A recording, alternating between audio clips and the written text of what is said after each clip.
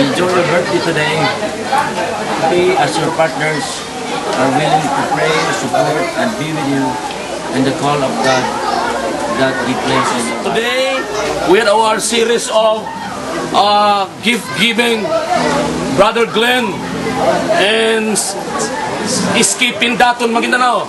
Maraming salamat po sa lahat ng mga Maguindanao dyan sa Isolans, Maguindanao. Thank you for joining with me in my birthday celebration. Sa lahat ng mga Muslims dyan, saludo kami sa mga Maguindanao with Glenn.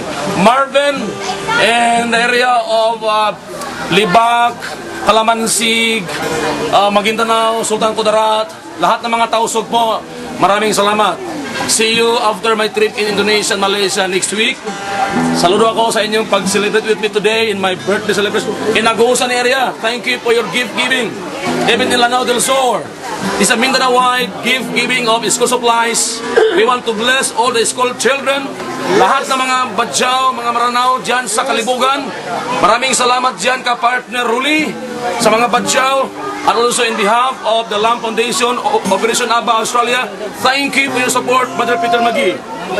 Mother Mark Young of the Project AK-47 in America, thank you for your support.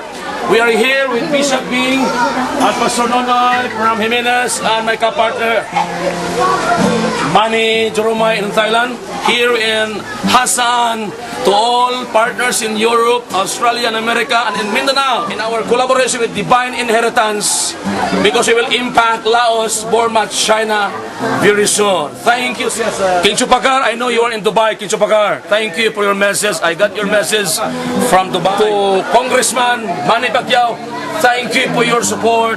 And even our conference seminar in Hinatuan, Surigao del Sur. I will send you a DVD update of what God is doing in Surigao. This man, Manny, I was the one who named you as God's champ.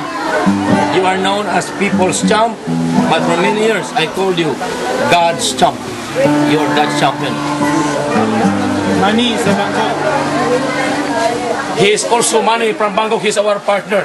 Someday we can travel because Manny is inviting me also and being to travel in Bangkok and other Asian countries to have joint force in the area of church planting and also evangelistic concert. Thank you so much.